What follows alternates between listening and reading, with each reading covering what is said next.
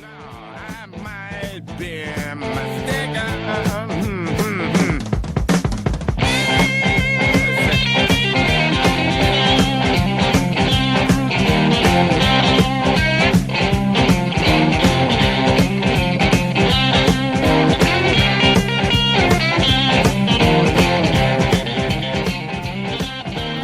de vie, vagabondage sans prétention dans nos existences.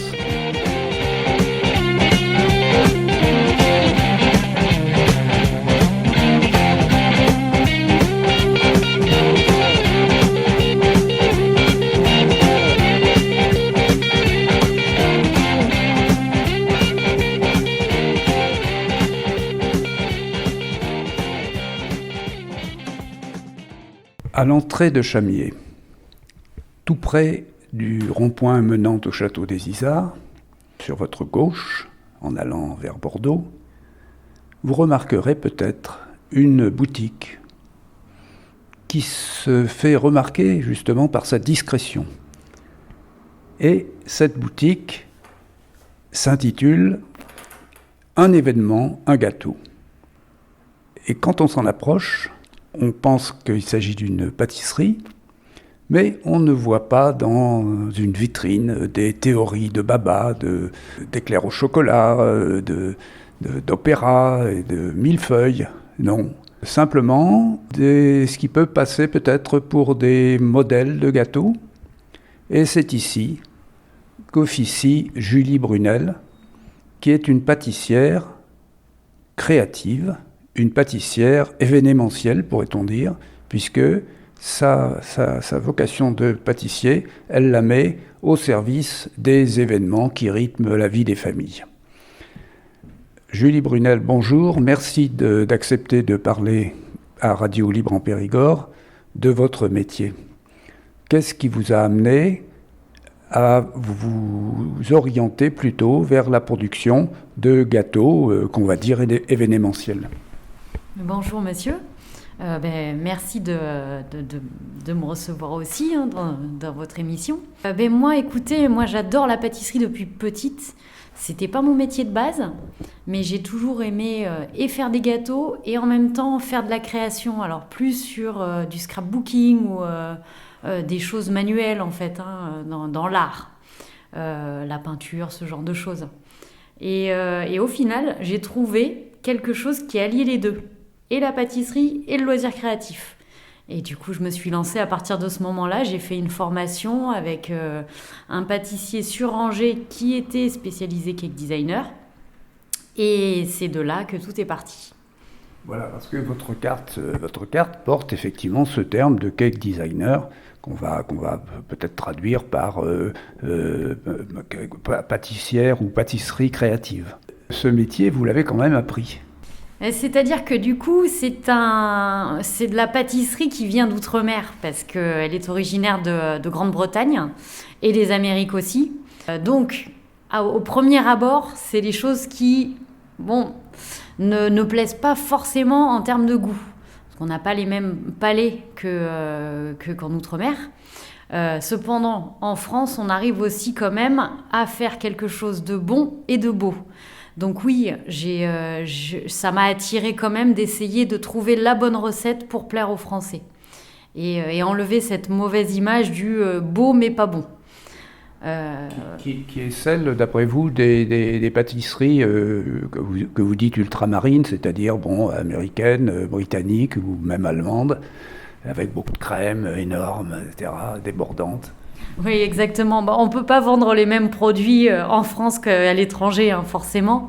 Donc du coup, il y a forcément de la crème dedans, ça reste un petit peu riche, mais j'arrive à travailler quand même en apportant un équilibre en fait au niveau des saveurs et du sucre notamment.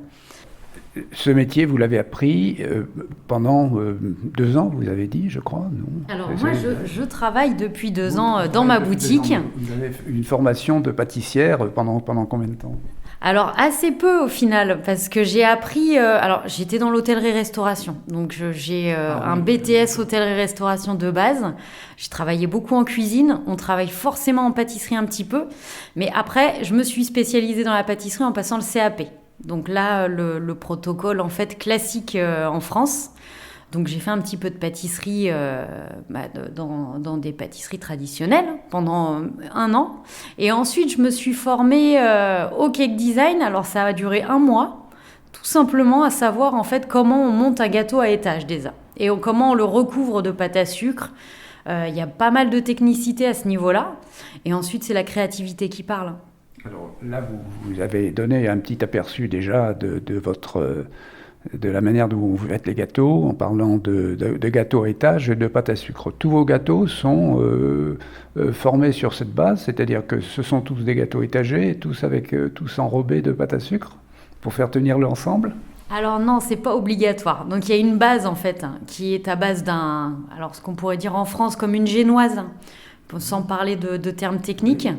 3 étages en fait, 3 à 4 étages de génoise, et entre chaque étage, ça peut être une crème, ça peut être une compotée, ça peut être des fruits frais, des choses comme ça en fait, comme par exemple la crème de la tarte au citron. On peut faire des choses assez légères, et c'est une succession d'étages, comme ça. Et ensuite, le tout doit être recouvert d'une crème, qui est une crème au beurre, pour pouvoir justement faire tenir la structure. Et ensuite, on met oui ou non de la pâte à sucre, c'est pas une obligation. Mais sachant que j'essaye quand même de faire quelque chose de très fin pour pas rapporter du sucre au tout. Donc ma couverture en pâte à sucre dépasse pas les 3 mm.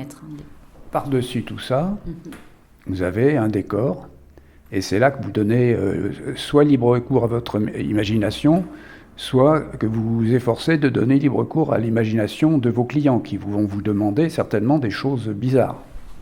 Complètement, c'est pas toujours facile justement de savoir ce qu'il y a dans la tête des gens, donc le but c'est moi de prendre vraiment un premier rendez-vous où j'essaye de faire parler le plus possible mon client, de savoir ce qu'il aime, les coloris, les thématiques, et essayer de représenter après quelque chose qui sera à son image.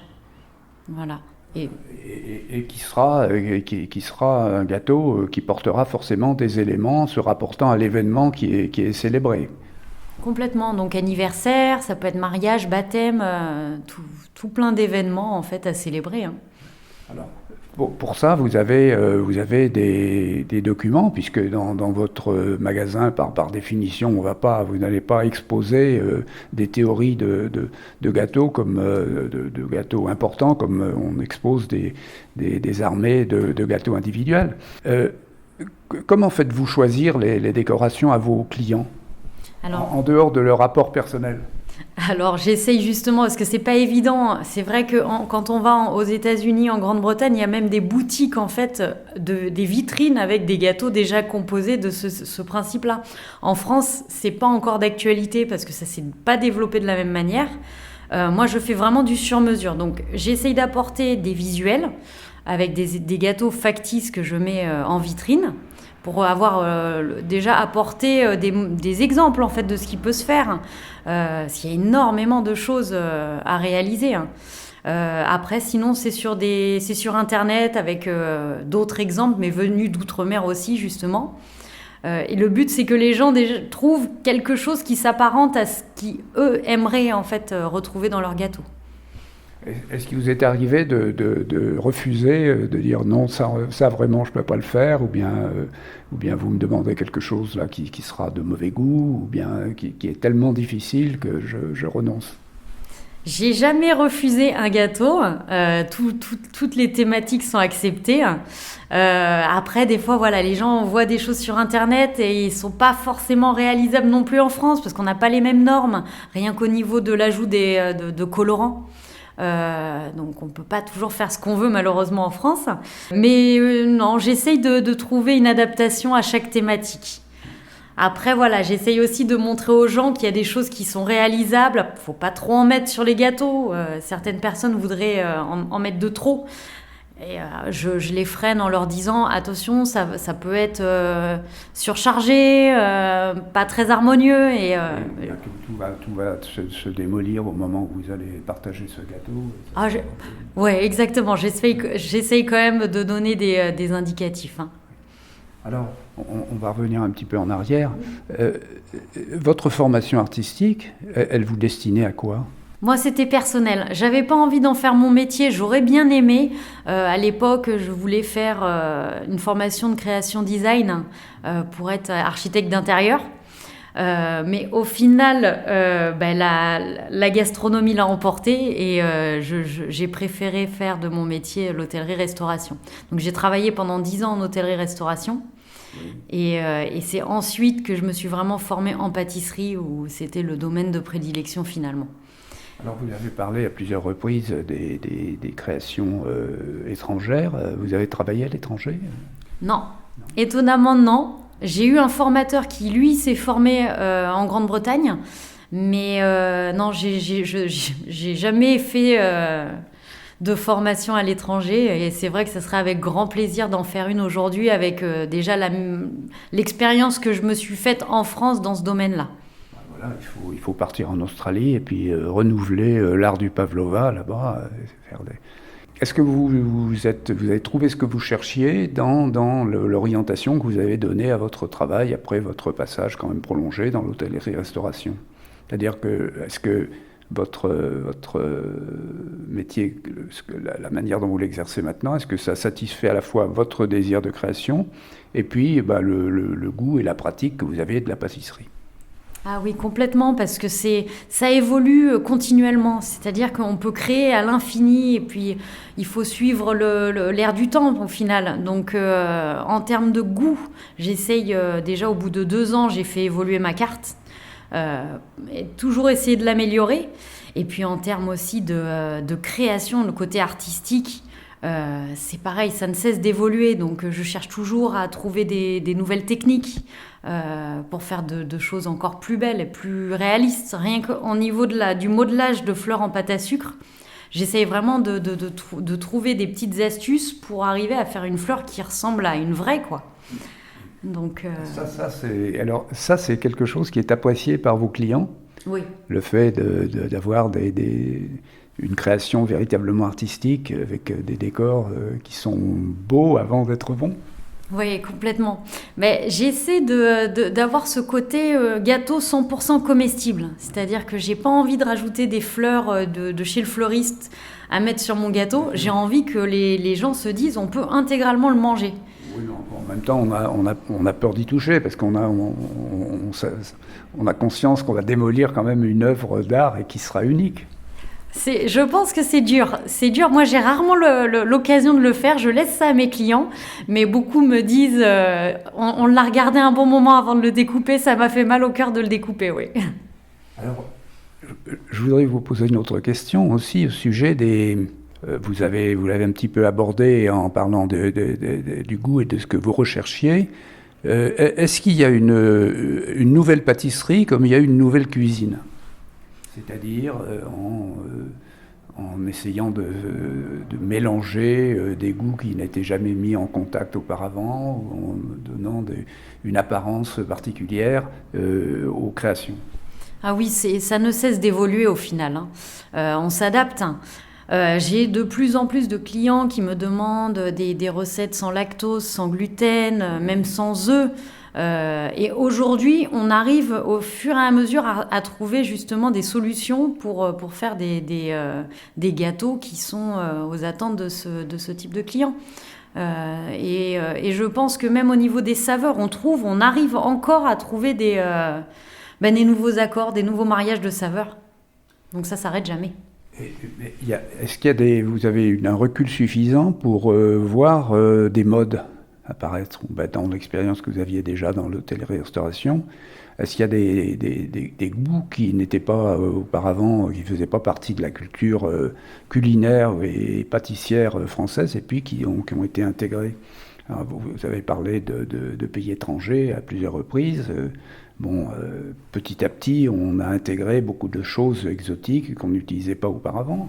Est-ce que c'est le cas en pâtisserie? Ah oui, c'est sûr. Bien sûr. On remonte des années en avant, les gens voulaient des choses... on aimait le sucre, en fait, le gourmand, la gourmandise vraiment pure et dure. Aujourd'hui, on recherche beaucoup plus la légèreté. c'est-à-dire se faire plaisir, mais sans justement grossir, sans que ça soit trop bourratif, ce genre de choses. Et fruits, voilà, le côté fruité, le côté légèreté, les entremets et ce genre de choses, oui. Donc il y a des saveurs qui arrivent. Le yuzu, je pense, je travaille beaucoup avec la rose aussi. Ce côté floral, la rose, la violette. Alors ça, là vous utilisez des produits qui sont déjà élaborés. Des sirops, des choses comme ça. C'est des sirops. La rose, en fait, ça va être si vous voulez, c'est un peu comme le côté huile essentielle. C'est des arômes qui sont vraiment travaillés avec le produit pur. Moi, j'utilise que des arômes naturels. Et oui, la rose, ça va être un arôme naturel de rose. La violette aussi. Et après, tout ce qui est yuzu, ce sont des fruits quand même, donc on peut les utiliser purs. Qu'est-ce que c'est, vous pouvez... Alors le yuzu, c'est un petit agrume. On va se rapprocher quand même du citron vert, mais avec un arôme quand même tout particulier, beaucoup moins acidulé, mais beaucoup plus aromatique encore que le citron vert. Et ça donne des parfums incroyables. Des mariages de saveurs avec la framboise, le yuzu, le fruit de la passion. J'adore utiliser le fruit de la passion parce que ce côté acidulé, mais tellement aromatique derrière. La dernière fois, on m'a demandé un gâteau de mariage. Ils voulaient de la fraise avec du basilic. Mais c'est un mariage merveilleux. Fraise basilic, c'est merveilleux. Et ça, ce sont des clients qui vous l'ont demandé. Et oui, parce que si vous voulez, à Paris, il y a énormément de grands pâtissiers qui tentent des choses. Je me rappelle du macaron de Pierre Hermé, rose, framboise, litchi. C'est merveilleux, ces mélanges. Et cette dame avait vu justement, je pense que c'était chez Pierre Hermé aussi, un macaron fraise basilic. Et moi, j'ai fait le test personnellement juste en mangeant des fraises de chez nous et en rajoutant un petit peu de basilic ciselé. Merveilleux. J'ai essayé de l'intégrer dans mes crèmes. Ça marchait du tonnerre. Et c'est comme ça qu'il faut essayer. Le chocolat, vous le travaillez aussi ? Le chocolat, je le travaille aussi. L'accord avec la fève tonka est génial.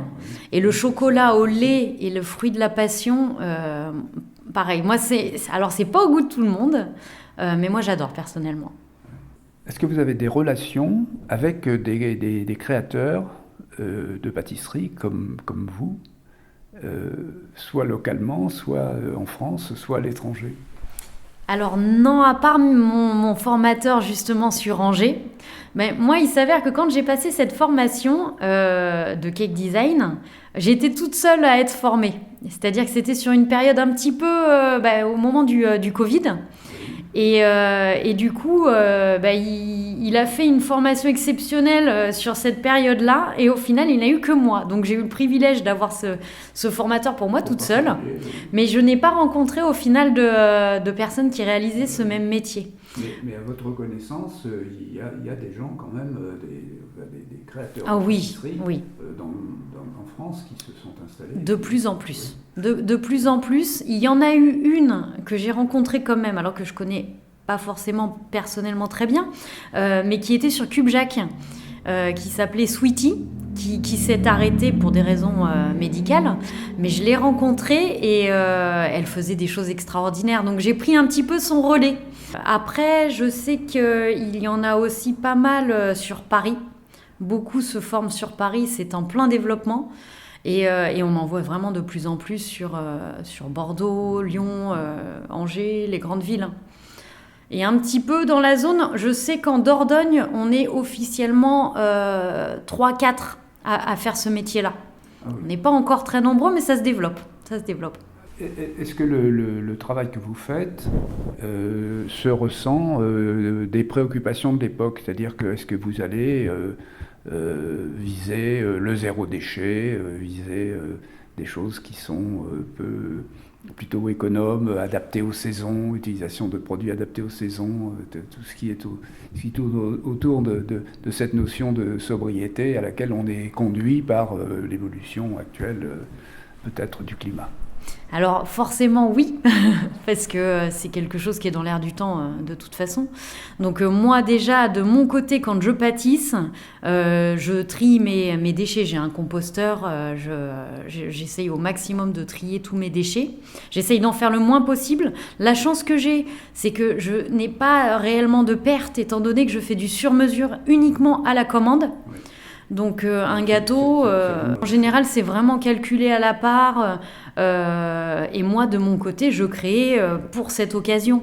Donc j'ai très très peu de pertes et j'en suis très contente. Donc déjà, voilà.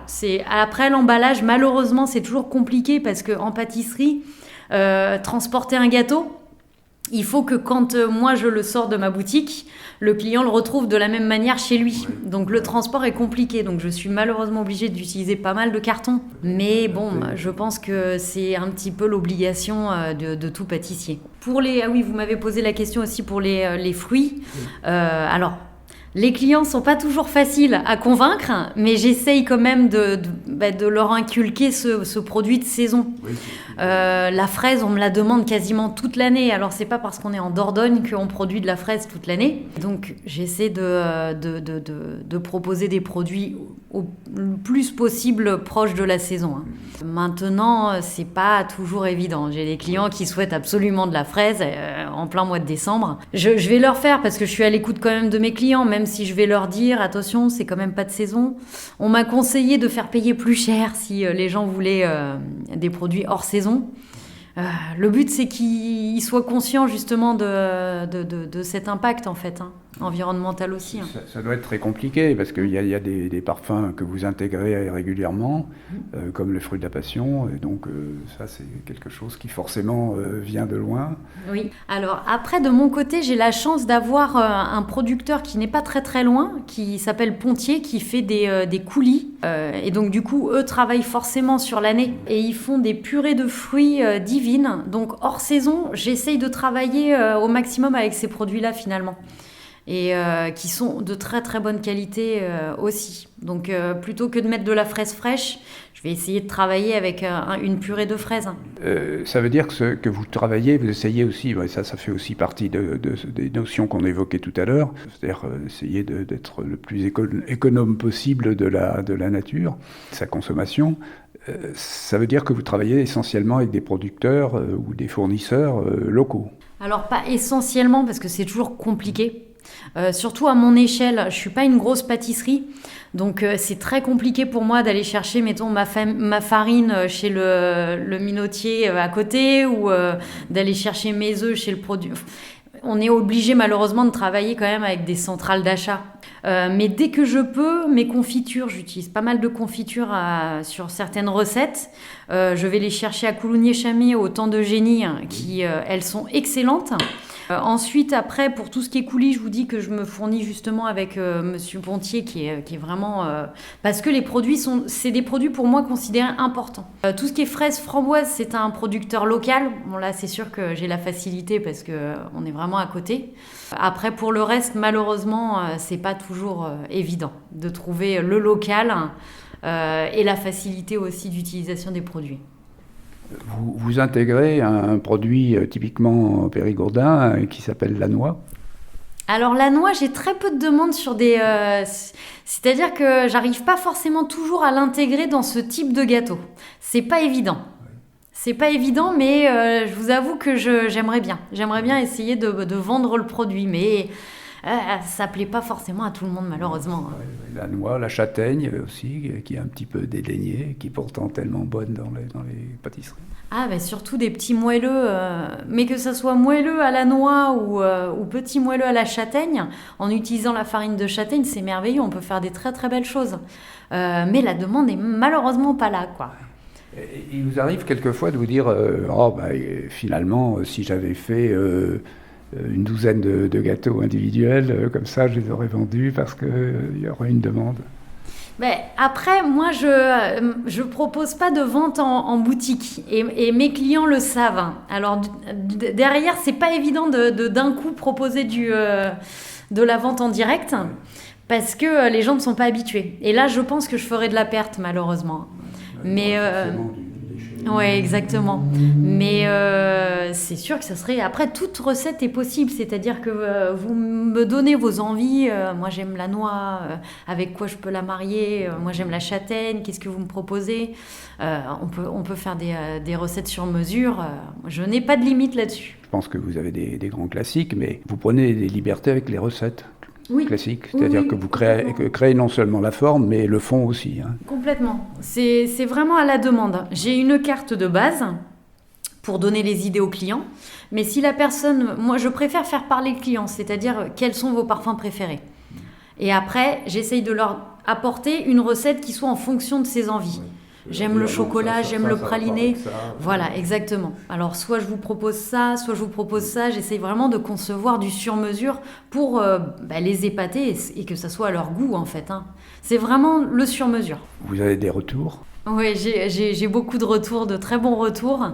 Les clients sont très contents et du goût et du visuel. Donc ça, j'en suis ravie et j'essaye vraiment de travailler, de continuer justement pour arriver à faire de mieux en mieux et encore trouver de très bonnes recettes. Donc vous restez passionné, alors c'est bien. Mais alors, toutes les fois que vous voyez partir une de vos créations, qui par définition, comme on l'a dit, est unique, ça doit vous faire un petit pincement au cœur en vous disant, ça va être détruit dans quelques heures et puis il n'en restera rien, sinon des photos que j'ai pu prendre. Mais je me dis pas ça, moi. Je me dis plutôt que, alors ça me tient très à cœur à chaque pièce, je passe beaucoup de temps sur chaque pièce, je peux pas laisser partir une œuvre non aboutie. Je suis très perfectionniste là-dessus. Donc chaque pièce que je remets, ça me tient à cœur et j'attends vraiment le côté émerveillement des personnes qui l'ont commandé, hein. Notamment les enfants. Moi, c'est toujours un émerveillement de voir les enfants avec leur gâteau d'anniversaire. Et donc, je me dis, au moins, ça va faire plaisir à quelqu'un. C'est un gâteau événementiel comme un gâteau de mariage, c'est le gâteau d'une vie. Voilà, j'essaye vraiment toujours de considérer que c'est une pièce unique, une pièce sur mesure qui part pour le bonheur de mes clients. Et je ne pense pas au côté des couples. Alors vous avez fait des gâteaux. Tout à l'heure, je vous demandais si vous avez... Il y avait des challenges que vous n'aviez pas acceptés parce que vous ne sentiez pas de taille à les relever. Est-ce qu'il vous est arrivé de faire des gâteaux vraiment exceptionnels, par exemple des gâteaux de centenaire ou bien des gâteaux de gens qui étaient mariés depuis 80 ans J'ai pas eu encore la demande. Ça, j'aimerais beaucoup. Hein. J'ai eu, je pense que la plus âgée des personnes, c'était un 90 ans, qui est déjà une belle année. Hein. Après, des gâteaux de mariage, des beaux gâteaux de mariage, j'ai eu des très très belles commandes. Le maximum que j'ai fait, de toute façon, ça devait être 6 étages de gâteaux. Et c'est très lourd. Et votre minimum, alors rappelez-nous votre minimum. Alors mon minimum, c'est 14 parts. 14 parts. Voilà, pour que ça soit joli. Pourquoi 14 ? Alors 14 14 en fait c'est le format parce que je suis vraiment sur format donc c'est mon format de 15 cm de diamètre. C'est assez haut, hein, c'est entre 10 et 12 cm de haut. Et on va dire que c'est le format minimum pour avoir quelque chose de joli. D'accord. Voilà. Au-dessous de cette dimension, on ne peut pas démolir, on ne peut pas couper le gâteau sans le démolir. C'est un peu plus compliqué et c'est très petit, donc visuellement vous allez être déçu par la taille en fait. Hein. Julie Brunel, malheureusement le temps passe trop vite. Merci beaucoup de tout ce que vous nous avez appris. Il nous reste à vous souhaiter bonne chance dans votre création. Et puis essayez venez parler de votre art, puisqu'il s'agit vraiment d'un art, à notre radio, à Radio Libre en Périgord. Pourquoi ne pas proposer comme ça périodiquement une recette simple à nos auditeurs? Ça sera avec plaisir, hein. Vraiment avec plaisir. Je vous remercie de m'avoir écouté en tout cas. Vous avez entendu la passion. Avec Julie Brunel, on s'est tellement attardé sur les gâteaux qu'elle crée et sur la dimension artistique de son travail que nous n'avons même pas parlé de ses autres passions. Or, sachez qu'elle en a. Celle de la musique rock, par exemple, que lui a communiqué son papa. Et aussi celle du sport qu'elle pratique assidûment. Peut-être l'écouterons-nous à nouveau sur ces sujets, sur RLP bien sûr.